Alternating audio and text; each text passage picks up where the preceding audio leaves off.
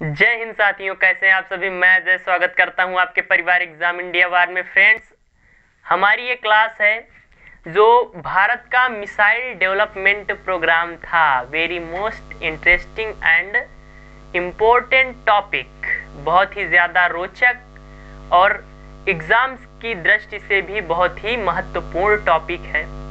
आज हम बात करेंगे कि हमारे जो भारत रत्न श्री एपीजे अब्दुल कलाम साहब अबुल पाकीर जैनुलब्दीन अब्दुल कलाम साहब द्वारा भारत को मिसाइल युक्त किया जाता है, अर्थात भारत उन गिने चुने देशों में आ जाता है जिनके पास परमाणु ले जाने वाली इंटर कॉन्टिनेंटल बैलिस्टिक मिसाइल होती है। जी हाँ, ICBM का नाम आपने सुना होगा।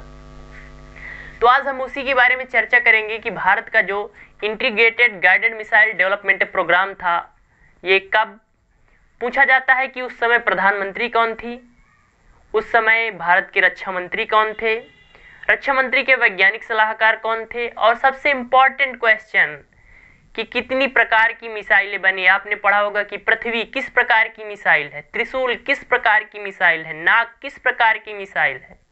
तो फ्रेंड्स, आज हम अपने इस क्लास में ये सब पढ़ने वाले हैं। तो अगर आप चैनल पर नए हैं तो प्लीज़ चैनल को सब्सक्राइब कर लें, फ्रेंड्स के साथ सभी जगह शेयर कर दें, और वीडियो देखने के बाद अगर लाइक करने लायक लगे तो बिल्कुल एक लाइक दे दीजिए अपना। तो बात करता हूं मैं इंटीग्रेटेड, इसकी फुल फॉर्म पूछ सकता है, इंटीग्रेटेड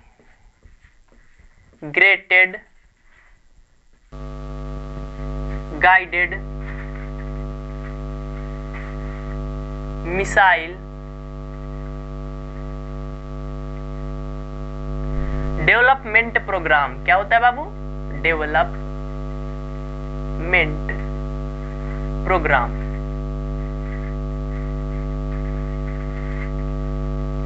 मैं आपको बताऊंगा कि भारत, जो भारतीय होते हैं उनके पास कितनी ज्यादा सोचने की क्षमता होती है।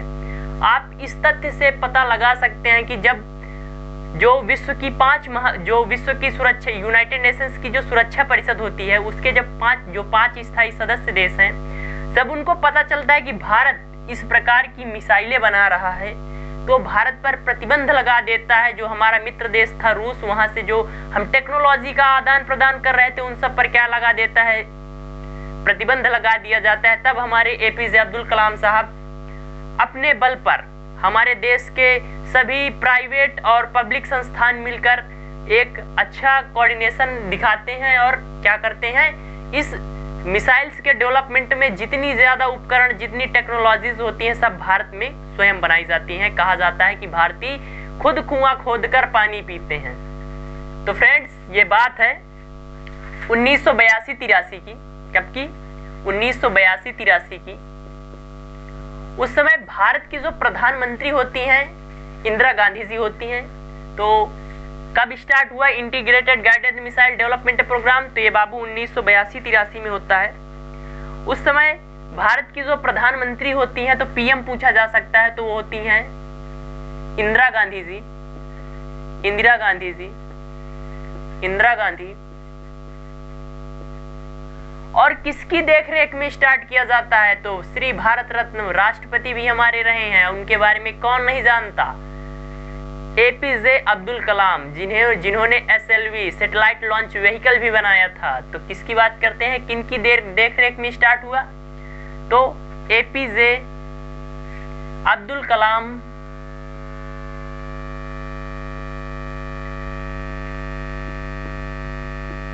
की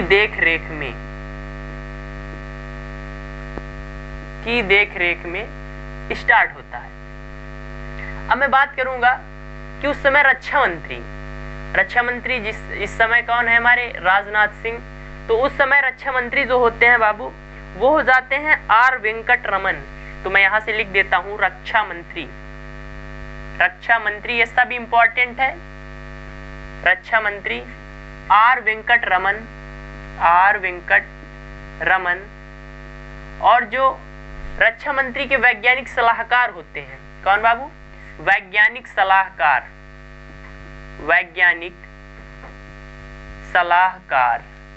तो वो हो जाते हैं अरुणाचलम करके नाम होता है उनका, वीएस अरुणाचलम। कौन होते हैं? वीएस अरुणाचलम, अरुणाचलम। तो भारत का integrated guided missile development programme, जिसे IGMDP कहा जाता है, 1982-83 की बात होती है। उस समय भारत की जो प्रधानमंत्री होती है इंदिरा गांधी जी, रक्षा मंत्री आर वेंकटरमन, वैज्ञानिक सलाहकार वीएस अरुणाचलम, और ये APJ अब्दुल कलाम साहब की देखरेख में कार्य स्टार्ट किया जाता है।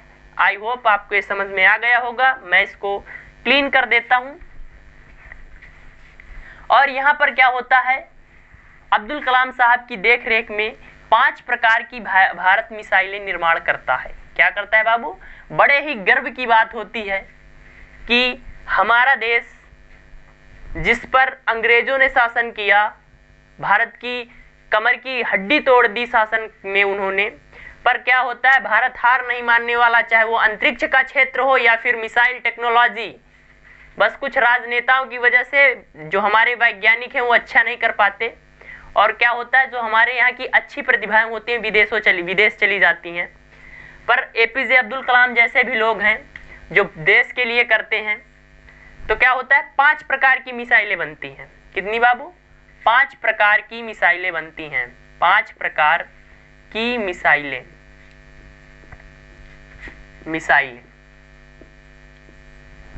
5 प्रकार की मिसाइलें बनती हैं। सबसे पहले मैं बात करता हूं पृथ्वी मिसाइल। किसकी बात करते हैं बाबू? जो फर्स्ट होती है वो होती है पृथ्वी नाम पर पड़ता है। और ये कैसी मिसाइल होती है? क्वेश्चन अब यहाँ से किस तरह पूछा जाएगा। जो पृथ्वी मिसाइल है, हाल ही में उसका परीक्षण किया गया है। किस प्रकार की मिसाइल है? तो ये सतह से सतह पर मार करती है। सतह से सतह पर मार करने वाली, अर्थात सरफेस टू सरफेस मिसाइल है। सतह से सतह पर मार करती है। अभी तक पृथ्वी 1, पृथ्वी 2 और पृथ्वी 2, पृथ्वी 3, पृथ्वी 1, 2, 3 टाइप आ चुके हैं इसके। तो 1, 2 और 3 प्रकार की बन चुकी है। तो भारत की सतह से सतह का मतलब क्या होता है कि जमीन से इसको छोड़ा जाएगा, और ये किसी जमीन पर, जैसे कि पाकिस्तान में गिराना है तो ये भारत की जमीन से छोड़ा जाएगा, वहां उसकी जमीन पर गिर जाएगी। दूसरी बात करते हैं बाबू हम, दूसरी हो जाती है त्रिशूल। कौन सी? त्रिशूल। सेकंड कौन सी हो जाती है? त्रिशूल। तो जैसा कि नाम से ही समझ में आ रहा है, त्रिशूल कैसे फेंकी जाती है? ऐसे जमीन से हवा में फेंकी जाती है। तो आप याद रख सकते हैं, सरफेस टू एयर, सतह से हवा में मार करती है। सतह से हवा में मार करती है। पृथ्वी मिसाइल सतह से सतह, त्रिशूल सतह से हवा में मार करती है। अब मैं बात करता हूं नेक्स्ट, आकाश। थर्ड कौन सी याद आती है बाबू? थर्ड आ जाती है आकाश। ये आकाश मिसाइल। तीसरी मिसाइल कौन बनती है? APJ अब्दुल कलाम साहब के नेतृत्व में।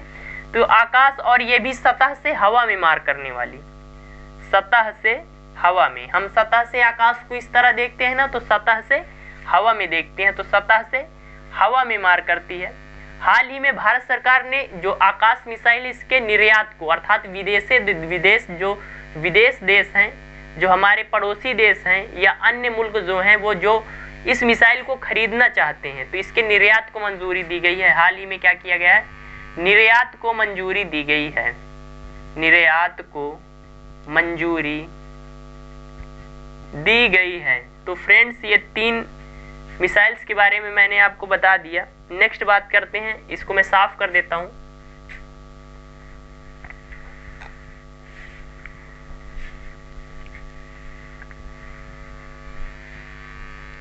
नेक्स्ट बात करते हैं नाग मिसाइल। फोर्थ कौन सी हो जाती है? फोर्थ हो जाती है नाग। ये एक एंटी टैंक मिसाइल थी। क्या था बाबू? ये एंटी टैंक का मतलब होता है जो टैंक होते हैं उन एंटी टैंक, अर्थात उनको खराब करने के लिए, उनको विध्वंस करने के लिए थी। क्या थी? एंटी टैंक मिसाइल थी, anti tank missile, anti tank missile थी। इसका नाम बदलकर ध्रुवास्त्र कर लिया गया है। क्या कर दिया गया है? ध्रुवास्त्र। इसका हाल ही में नाम चेंज करके क्या कर दिया गया बाबू? ध्रुवास्त्र। ये तो हो जाती हैं 4 मिसाइल्स। फिर 5वीं जो बनती है वो बनती है इंटरकॉन्टिनेंटल बैलिस्टिक मिसाइल। क्या बनती है बाबू अगली? जो अगली बनती है वो बनती है इंटरकॉन्टिनेंटल बैलिस्टिक मिसाइल और उसका नाम दिया गया अग्नि। अग्नि, अग्नि क्या है? अग्नि हमारी इंटरकॉन्टिनेंटल बैलिस्टिक मिसाइल है, अर्थात अंतर महाद्वीपीय ballistic missile, ballistic missile, missile. अभी तक इसके 5 वर्जन आ चुके हैं, अर्थात अग्नि 1, अग्नि 2, अग्नि 3, अग्नि 4, अग्नि 5। तो यहाँ पर हम लिख देते हैं 5 वर्जन आ चुके हैं, 5 वर्जन आ चुके हैं। तो फ्रेंड्स ये था हमारा integrated guided missile development programme. और इसके बारे में बताता हूं मैं कुछ जानकारी। ये खत्म कब होता है? स्टार्ट तो हुआ था 1982-83 में, पर ये खत्म होता है अर्थात जब ये अपने लक्ष्य को पूरा कर लेता है। तो ये टाइम था 2008 का। 2008 में इसको बंद कर दिया जाता है, अर्थात ये अपने लक्ष्य को क्या कर लेता है? पूरा कर लेता है। अब मैं बात करता हूं इंटरकॉन्टिनेंटल बैलिस्टिक मिसाइल का मतलब क्या है। जैसे कि हमारे पास क्या है? परमाणु बम। हमारे पास परमाणु क्षमता है, हम चाहें तो किसी देश पर परमाणु बम गिरा सकते हैं। तो क्या परमाणु बम हाथ से आप ऐसे फेंक देंगे? हाथ से थोड़ी चला जाएगा, उसके लिए एक मिसाइल चाहिए। अर्थात ये एक मिसाइल है और यहाँ पर क्या कर देंगे? बम को रखकर भेज देंगे, कुछ वेलोसिटी के साथ फेंक दिया जाता है। ये जाएगा इस तरह, सपोज हमको यहाँ पाकिस्तान में फेंकना है तो यहाँ से जाएगा इस तरह और ये बम को क्या करेगा? इस तरह डाल देगा। इंटरकॉन्टिनेंटल का मतलब होता है अंतर महाद्वीपीय, अर्थात जैसे हमको अब कहीं अमेरिका महाद्वीप में डालना है तो हम एशिया से अमेरिका में फेंक सकते हैं, इसको अंतर महाद्वीपीय कहा जाता है। तो फ्रेंड्स ये थी हमारी integrated guided missile development programme पर क्लास। आपको कैसी लगी कमेंट करें। चैनल पर नए हैं तो प्लीज़ चैनल को सब्सक्राइब करें, लाइक करें, शेयर करें। मिलते हैं अगली क्लास में। जय हिंद, जय भारत। हंसते रहिए, मुस्कुराते रहिए।